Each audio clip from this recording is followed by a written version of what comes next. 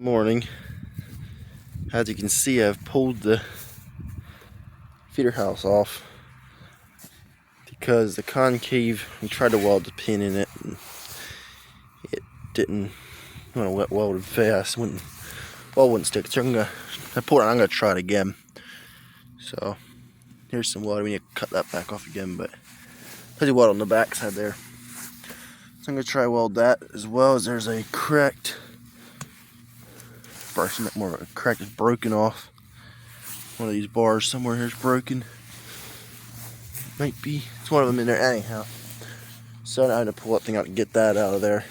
Still a mess getting it out. These have gotten worn down a little bit. This is part of the body. This is where the feeder house rides, right on this. So I patched a little bit on top and bottom. Now I'll put some anti-seize on that. I should put lots of it. Anyhow.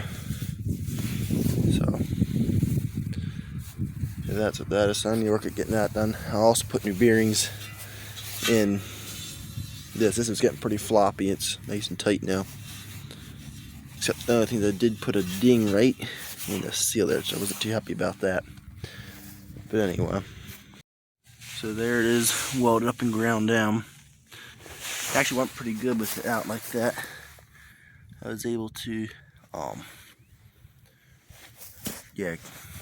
got more heat. I got more heat to it. I was able to tack it and also welded up this one a little bit.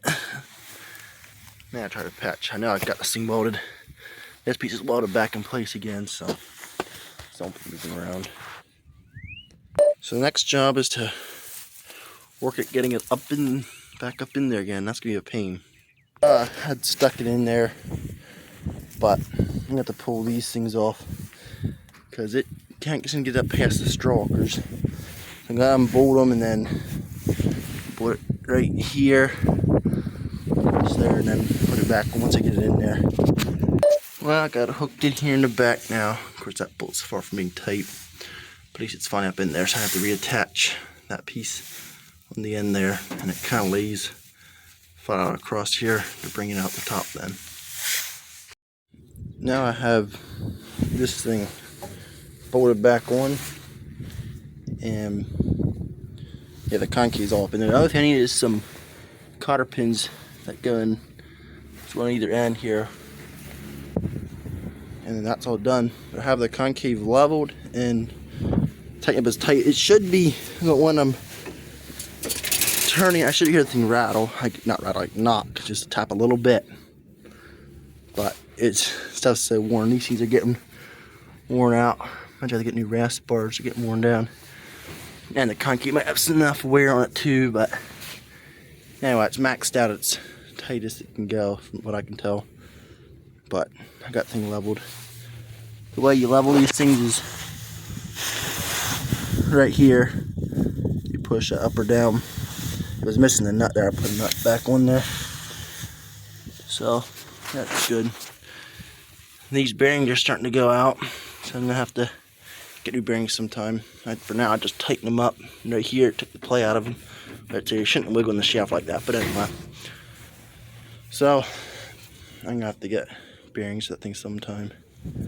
Hope I can get another season out of it yet. We'll see. So next is getting this grate put back on, which is kind of hard for you to see. I might be able to set the camera up for that.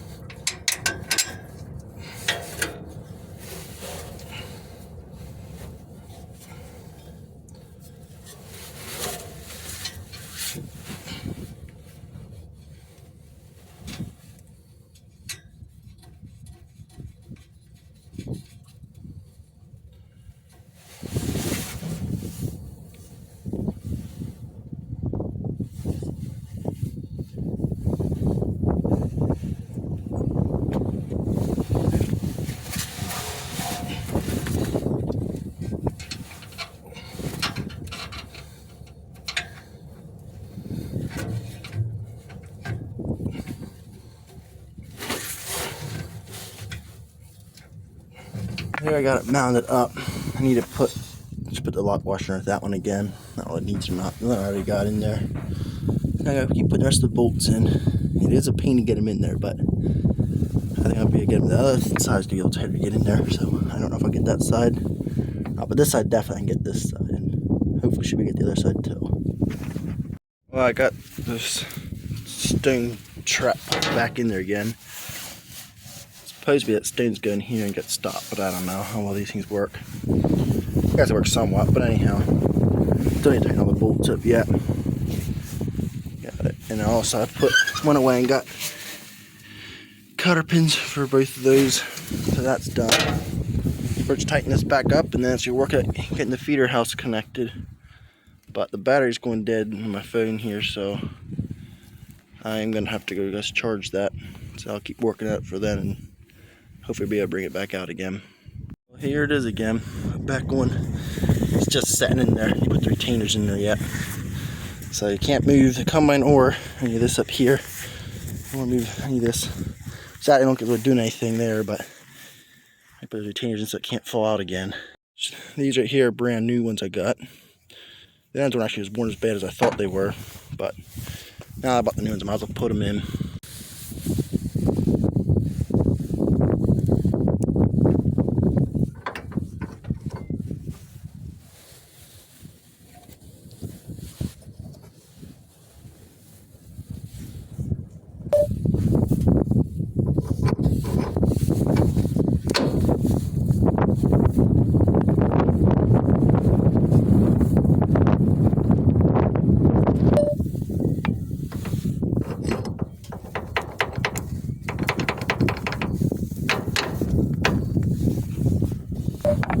I got the retainers in there.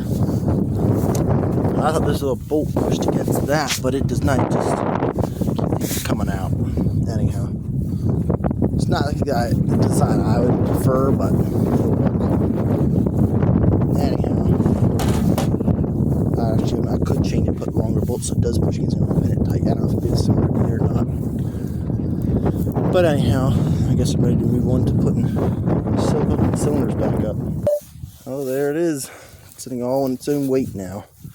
I've got the chain, the belt, and get some more shields put on there, and I can put the corn head back on so we can service that.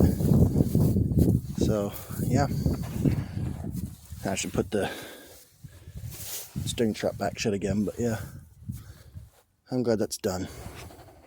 I guess I'll pull this thing out so we can put the combine back in. It's easier with 2 hands.